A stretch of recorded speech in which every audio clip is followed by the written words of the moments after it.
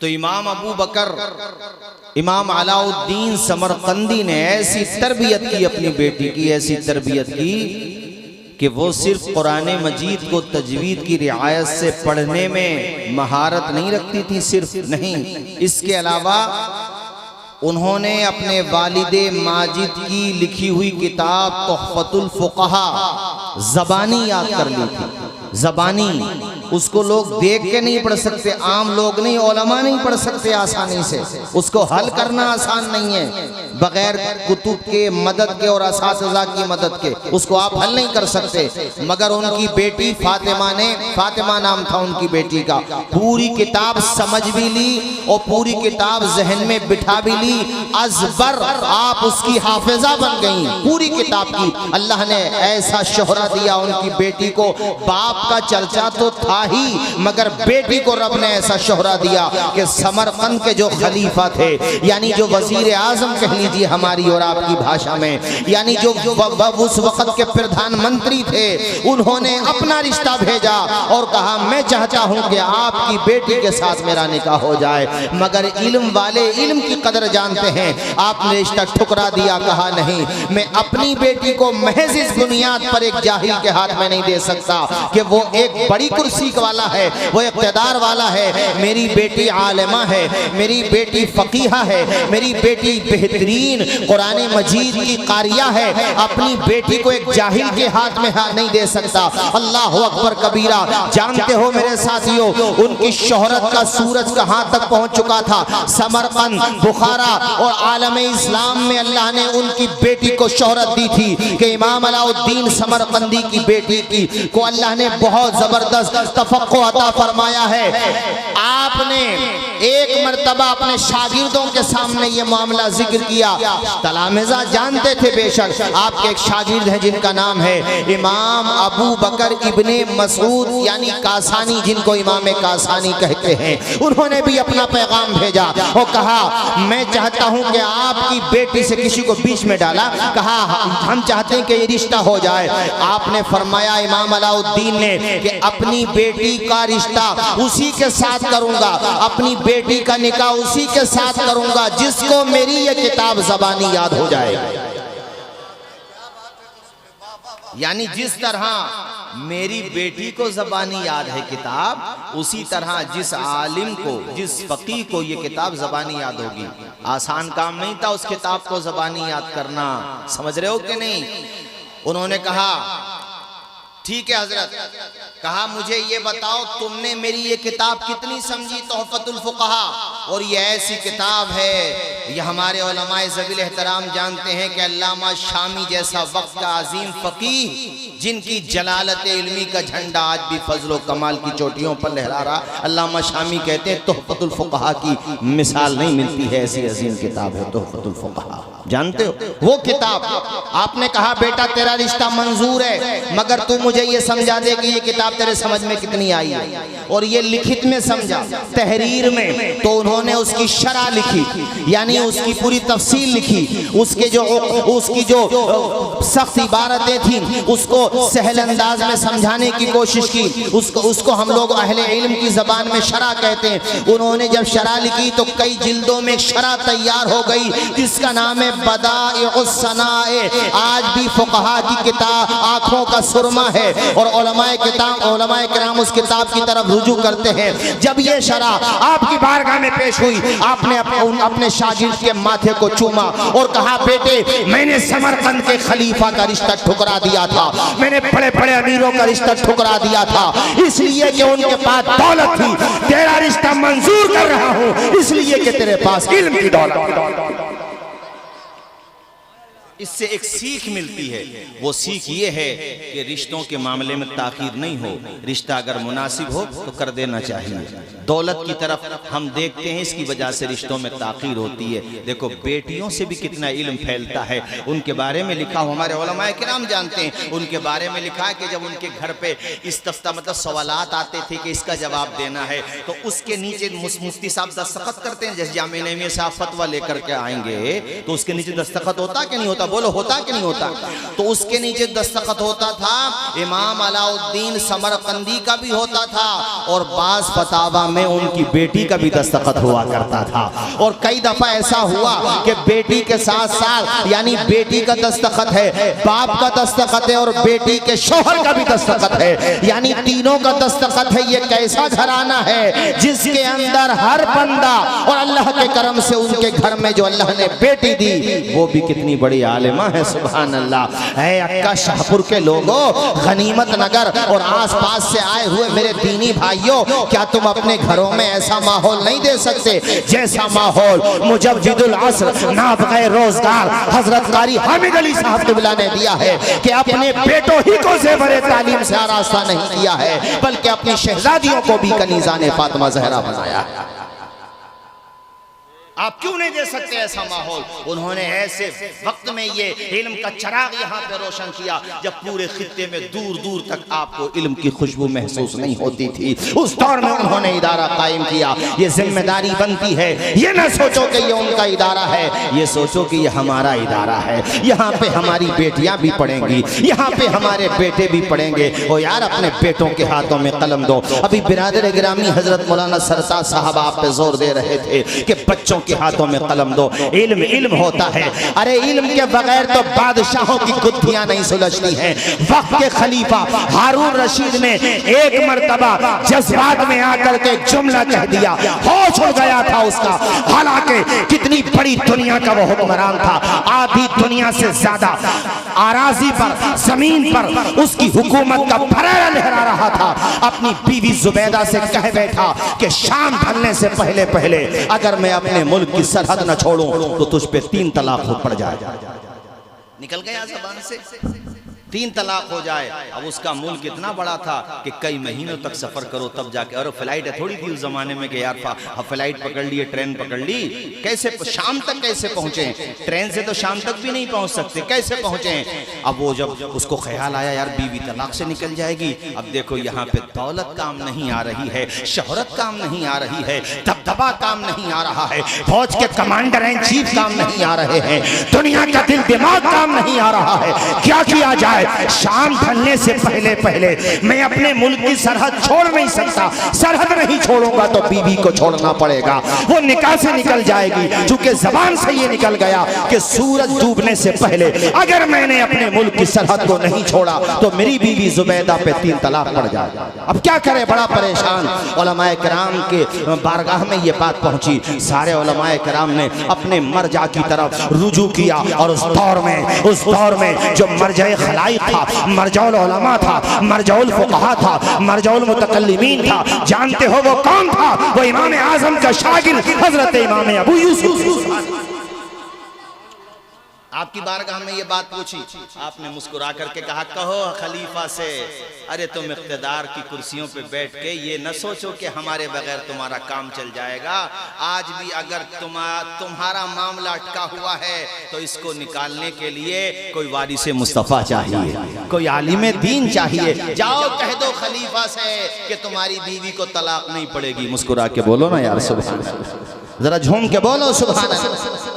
तुम्हारी बीवी को तलाक नहीं पड़ेगी। वो बड़ा खुश हुआ, दौड़ा दौड़ा आया, का हुजूर कैसे आया है? किसी को भेजा।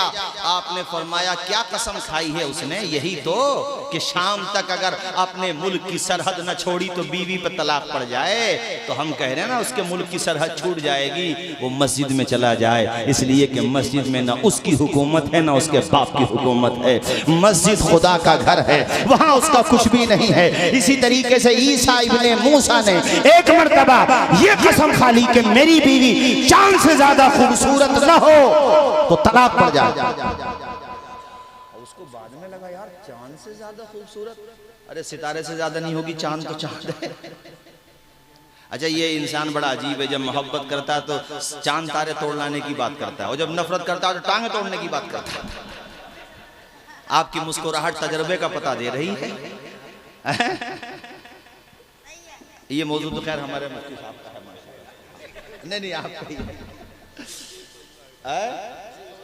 हाँ ना, इसके अब नहीं आएगी, शादी के बाद आ जाए हमारे माशाअल्लाह कारी हाशिम साहब। अच्छा मैं देखता हूँ कि हजरत ने शहजादे तो शहजादे हैं ही माशाअल्लाह, लेकिन अपनी बेटियों के जहाँ पे निकाह किए हैं उनको भी आप देखें। हमारे हज़रत मौलाना अबरार साहब क़िबला, आप जाके संभल में देखिए रज़ाए हसनैन, अल्हम्दुलिल्लाह क्या जिम्मेदारी निभाते हैं। इधर देखिए कारी हाशिम साहब। अच्छा, शागिर्दों का मामला भी ऐसा है मेरे वालिद साहब, और मैं तो कैमरों के सामने कह रहा हूँ भाई, मैं कोई ऐसा थोड़ी नहीं है जो कान में कह सकते हैं मैदान में भी कह सकते हैं।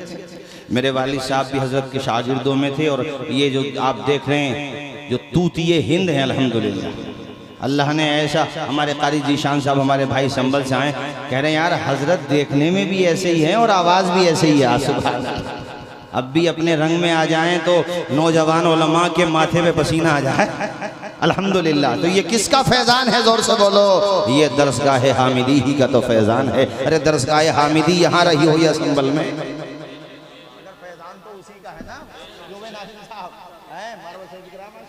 अल्लाह खुश रखे, खूब बरकतें अता फरमाए, शादो आबाद रखे, मुस्कुरा के बोलिए सुभान अल्लाह।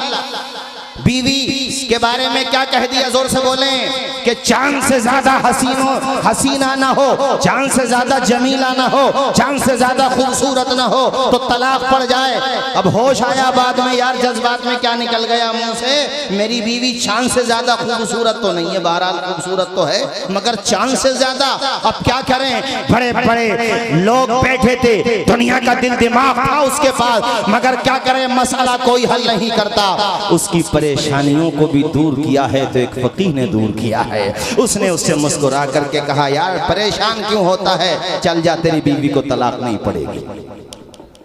हजरत कहाँ चांद और कहाँ मेरी बीवी हो, उसमें मोहब्बत में कहीं तो बैठा, मगर मुझे पता है वो चांद से ज्यादा हसीना थोड़ी है। उन्होंने कहा तेरे जुमले की तावील है हमारे पास, और वो कुरान मजीद की ये जो वाक़या मैं सुना रहा हूँ आपको, तफसीर कुर्तुबी में सूरह 3 की तफसीर में, और भी किताब मिल जाएगा। इमाम कुर्तुबी लिखते हैं कि फ़कीह ने कहा, फ़कीह वक्त ने कहा अरे सुनो जनाब, इस बात की तावील है हमारे पास, इसलिए कि कुरान में अल्लाह कहता है लक़द खलक़नल इंसाना फ़ी अहसनी तक़वीम, हमने इंसान को सबसे हसीन सूरत में पैदा किया है।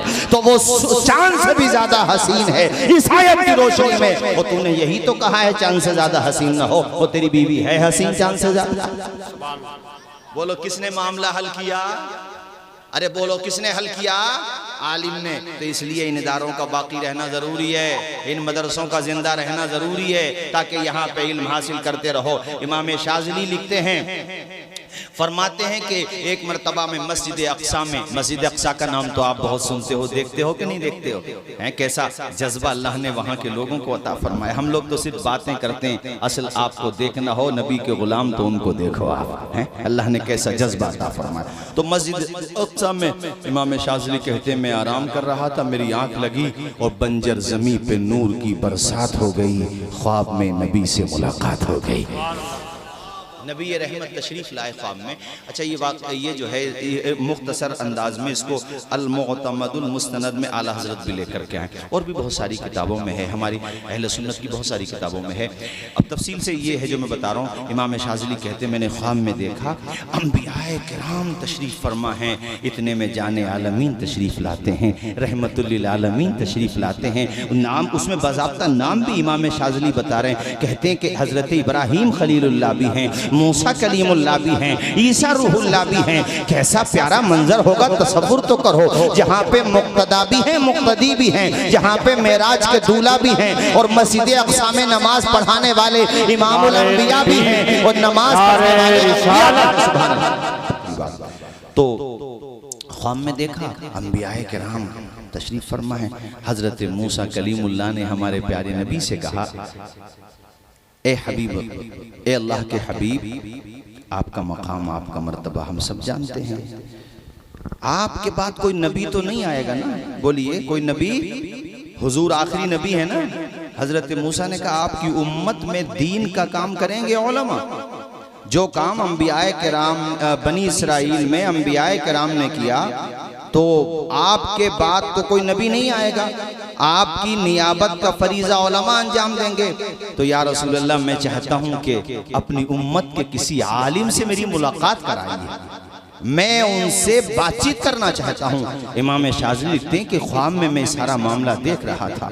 अल्लाह के पैगंबर ने एक आलिम दीन को पेश किया और उस आलिम का नाम है इमाम गज़ाली। सुभान अल्लाह। अल-मुतवफ़्फ़ा 505 हिजरी पेश किया। हजरत इमाम गज़ाली हजरत मूसा कलीमुल्लाह के सामने अदब के साथ बैठे हुए हैं। हजरत मूसा ने कहा, ए बेटा अपना नाम बताओ, और उनसे कोई सवाल पूछा। इमाम गज़ाली ने एक सवाल के 10 जवाब दिए। हजरत मूसा ने कहा, बेटा बात मैंने एक पूछी है तो जवाब भी एक ही दो, बात खत्म हो जाएगी, मगर आपने एक सवाल के बदले में 10 जवाब दिए मेरे लाल। सवाल एक है तो जवाब भी एक दो। हजरत मूसा ने बहुत ही अदब के साथ गर्दन झुका के अर्ज किया, हे अल्लाह के कलीम, हे मूसा कलीमुल्लाह, रब ने भी तो आपसे सिर्फ एक ही बात इरशाद फरमाई थी, वमा तिलका बियमीनी का या मूसा, हे मूसा आपके हाथ में क्या है? आप कह देते ही आसाया, ये मेरा आसा है, बात खत्म हो जाती, मगर आप अपने जवाबात का सिलसिला दराज करते रहे हैं। आपने कहा हिया आसाया अतवक्कउ अलैहा व अहुशु बिहा अला गनमी वलिया फीहा मारिब उखरा, ये मेरा आसा है, मैं इस पे टेक लगाता हूँ अपनी बकरी के लिए, यानी अपनी बकरी के लिए दरख्त से चारा तोड़ता हूँ, उसको झाड़ता हूँ, और भी मेरे इससे बहुत सारे काम हैं। मूसा कलीमुल्लाह के लबों पे मुस्कुराहटों के गुलाब खिल जाते हैं। आपने कहा, बेटा जरा ये तो देख, शर्फ़े कलाम किससे मिल रहा था, मैं गुफ्तगू किससे कर रहा था? ए बेटा मैं ये चाहता था कि खुदा से गुफ्तगू का सिलसिला यूं ही चलता रहे और मैं खुदा के कलाम के फैजान से माला माल होता रहूं, इसलिए मैं अपना कलाम बढ़ाता चला जा रहा था, जवाबात देता चला जा रहा था। हजरत इमाम गज़ाली ने कहा, हे अल्लाह के कलीम, आप खुदा से सिलसिले कलाम बढ़ाना चाह रहे थे और मैं खुदा के कलीम से सिलसिले कलाम बढ़ाना चाह रहा हूँ। मैं ये चाहता हूँ कि आपसे गुफ्तगू का सिलसिला बढ़ता रहे। नारे तकबीर। पेशानी चूम पेशानी चूम ली उन्होंने नाज़िम साहब और कहा, या रसूल अल्लाह, मुझे अंदाज़ा हो, मैंने जान लिया कि आपकी उम्मत के उलमा की शान क्या है। इनका नाम इमाम गज़ाली है। इमाम शाज़िली कहते कि ये ख्वाब में देख ही रहा था, इतने में किसी ने आकर के मेरे पाँव पे, इमाम गज़ाली, हाँ इमाम मोहम्मद जी जी जी, कहा इमाम शाज़िली ने कि मैं ख्वाब देख ही रहा था, मैं अचानक मेरे अंगूठे पे आके किसी ने मुझको जगाया, मैं उठा तो मैंने देखा सामने मस्जिद अक्सा के इमाम साहब खड़े हुए हैं और उन्होंने कहा, बेटा उठो, नमाज का टाइम हो गया और यहाँ आज़ान हो रही है फज्र की। और फिर मैं जब बेदार हो गया तो इमाम ने कहा, बेटा हैरत से मुझे क्या देखता है, जहाँ पर भी जलवा नजर आ रहा है, नूर नजर आ रहा है, आमना के लाल का सदका नजर आ रहा है। कहते हैं उसके बाद वो इमाम साहब भी फिर कभी मुझे दिखाई नहीं दिए। सुभान अल्लाह, क्या शान होती है इल्म की। इसलिए भाइयों, मैंने आपसे अर्ज़ किया था कि इस मदरसे को खूब तरक्की देने की कोशिश करो यार। जेब की रकम क्या चीज़ है, अगर लहू के कतरों की भी ज़रूरत पड़ जाए तो हज़रत के कदमों में ला कर के पेश कर दो और कहो कि हमें अपनी बेटियाँ भी पढ़ाना है, बेटे भी पढ़ाना है। आपने जो इदारा कायम किया, अर्ज़ किया था मैंने, उस दौर में जबकि यहाँ पर क्या था, हम तो आते तो ज़माने में कश्ती चला करती थी, आज तो माशाल्लाह मर्सिडीज गाड़ियां दौड़ रही हैं अल्लाह के करम से। तो यहाँ पर उस ज़माने में हज़रत ने ये इल्म का चमन आबाद किया था। आखिरी बात तकरीर ख़त्म करता हूँ चूँकि फहरिस्त काफ़ी तवील है। एक नाम है इमाम मुज़नी का। ये ऐसे अजीम मुहद्दिस हैं, जैसे हमारे वहाँ पर इमाम आज़म के बाद इमाम अबू यूसुफ का नाम आता है, इसी तरह से शवाफ़े में इमाम शाफ़ई के बाद इमाम मुज़नी का नाम आता है। ये इतने बड़े फ़क़ीह थे कि इनकी एक किताब बहुत मशहूर है, जिस किताब का नाम है अल मुख्तसर। अल्लाह ने इस किताब को ऐसी शोहरत अता फरमाई कि एक दौर ऐसा भी गुजरा है जब बेटी वाले अपनी बेटियों को जहेज में अल मुख्तसर को दिया करते थे तोहफे में, और कहते थे बेटी घर पे जाकर के कुरान की भी तिलावत करना और अल मुख्तसर से अपने बच्चों को ज़ेवर तालीम से आरास्ता करने की कोशिश करना। उस किताब का नाम अल मुख्तसर है। ये इमाम मुज़नी वो है मेरे साथियों। मैं आपसे अर्ज करता चलूं कि गरीब परवरी बहुत किया करते करते थे, यतीम बच्चों का बड़ा ख्याल किया करते थे और यतीमों से बड़ी मोहब्बत किया करते थे। एक मर्तबा एक यतीम बच्ची ने इमाम मुज़नी के लिए बारगाह खुदाबंदी में अपने हाथों को बुलंद किया था और कहा था, या अल्लाह, इमाम मुज़नी पर इतना करम फरमा, जहन्नम की आग भी हराम कर दे, दुनिया की आग भी हराम कर दे। और उसका असर ये हुआ कि दुनिया में जलते हुए अंगारों पे अपना हाथ रख दिया करते थे, मगर आग उनके हाथ को नुकसान नहीं पहुंचाया करती थी। उनका नाम ये इल्म का फैजान होता है, इल्म की बरकत होती है। भाइयों, आखिर में यही अर्ज करूंगा, आधी रोटी खा लो यार, फाका भी करना पड़े तो कर लो, मगर अपने बच्चों को, आज हजरत की मिसाल आपके सामने देखो, शहजादे को पढ़ाया तो आज भारत का कोई गोशा है ऐसा, बोलो कोई गोशा है ऐसा जहां आपकी बस्ती का नाम ना पहुंचा हो? नहीं होगा, शायद कोई धोखे से रह गया होगा तो बात अलग है, इन्होंने तारीख न दी हो, वरना वो भी नहीं रहता। मणिपुरी में घाले रह गया होगा शायद, उधर ना जाओ तो ही ठीक है, हालात ठीक नहीं है उधर के। बाकी तो अल्हम्दुलिल्लाह कोई खिलता नहीं। बोलो ये किस चीज की बरकत है? आवाज नहीं आएगी जोर से, इल्म की बरकत है। आवाज आए, किस चीज की बरकत है? आपसे मैं दरख्वास्त करूंगा, अक्का शाहपुर वालों, गनीमत नगर वालों, चटकाली वालों, आसपास से जहां जहां से भी आए हो, सबसे कहता हूं, अपने बच्चों को पढ़ा लेना। फाका करना पड़े तो कर लेना। एक फकीर के बारे में आता है कि उन्होंने ऐसी ज़ख़ीम किताब खरीदी कि जेब में पैसे नहीं थे और उनसे उधार लेकर के आए, कहा मैं मजदूरी करके तुम्हें रकम दे दूंगा, मगर खरीदे ना हो सके पैसे। साहिबे किताब ने पैसों की डिमांड की, कहा भैया या तो किताब दो या पैसा दो। उनके पास नहीं था, कहा यार किताब तो नहीं दे सकता, कहा फिर पैसे दो। मकान की छत पे खड़े हो गए और छत पे खड़े होने के बाद ऐलान किया, अपने मकान को बेच रहा हूं। ऐलान करना था, नीलाम कर दिया, मकान बिक गया। उससे जो रकम आई वो किताब के मालिक को रकम दी और किताब अपने पास रखी और ये पैगाम दे दिया कि रहने को मकान रहे न रहे, पहनने को कपड़े रहे न रहे, पाँव में चप्पलें रहे न रहे, मगर हाथ में किताब रहना चाहिए। और उनका नाम तबकातुल हनाबिला में सुनहरे अल्फाज में लिखा हुआ है। मेरे साथियों, इल्म ऐसी चीज है, इसलिए अपने बच्चों को पढ़ाओ। ये कभी ना सोचो यार हम एक विलेज में रहते हैं, देहात में रहते हैं, क्या होगा। बात इल्म की आई मुफ्ती साहब, तो अभी रिसेंटली, अभी मेरे ख्याल से एक हफ्ता भी नहीं गुजरा है, अभी यूपीएससी के एग्जाम आया, बात आई, तो मैं एक इल्म के एतबार से बता रहा हूँ कि इल्म एक चीज होती है जो इंसान को इज्जत दिलाती है। भाई इल्म इल्म है, इल्म नाफे तो बहरहाल इल्म नाफे है, मगर इल्म को दूसरा भी हासिल करता है तो उसका भी बेनिफिट मिलता है। पवन कुमार नाम में लड़के का यूपीएससी एग्जाम निकाला, अभी पत्रकार उसके घर पे पहुंचे तो घर पे हजरत उसके घर पे छप्पड़ पड़ा हुआ है, छप्पड़ पड़ा हुआ है घर पे। और उसने अपने घर फैमिली वालों से कहा कि मुझे मोबाइल चाहिए, क्योंकि चीजें डिस्कवर करना होती हैं, रिसर्च करना होती है, मालूमात करना होती है, तो मैं कहां से लाऊं। तो उसके घर पे उसकी बहन ने, उसकी माँ ने और उसके वालिद ने, तीनों ने मेहनत की, मजदूरी की, तब जाकर के 3 या 4 हजार रुपए जमा हुए। तो उन 3-4 हजार रुपए में सेकंड हैंड मोबाइल उसने लिया। कितनी मेहनत की होगी उसने। और आज देखो जब यूपीएससी का रिजल्ट आया है, बड़े बड़े मिनिस्टर उसके घर पे जाकर के उसकी मेहनत को सैल्यूट कर रहे हैं। ये एजुकेशन की पावर होती है, ये तालीम की पावर होती है। आज कितने अफसोस की बात है, जिला मुरादाबाद में आप तलाश कर लीजिए, किसी कम्युनिटी की बात नहीं कर रहा हूं मैं, मगर बात आ गई तो कह रहा हूं, मुझे बताइए कि आपकी पूरी बस्ती में एक भी दरोगा है, एक भी हमारे पास एडवोकेट है? अरे ये तो एहसान है उलमा का कि इन्होंने अल्हम्दुलिल्लाह घर घर में अहले इल्म पैदा कर दिए, उलमा पैदा कर दिए। मगर कभी कभी संवैधानिक ये सियासत की कुर्सियों पर बैठने वालों से भी हिसाब लो कि हमारे उलमा ने तो मदरसे बनाए, क्या तुमने भी हमारी बच्चियों के लिए स्कूल बनाए, हमारे बच्चों के लिए स्कूल बनाए? मगर तुम इसी में खुश हो के नेताजी हमारे घर पे आ गए, दावत खा गए, फोटो खिंचवा के, बात खत्म। अब इन बातों से क्या होता है? जिस तरह से तुम उलमा का मुहासबा करते हो, इनसे भी पूछो कि पिछले 77 सालों में तुमने क्या क्या है।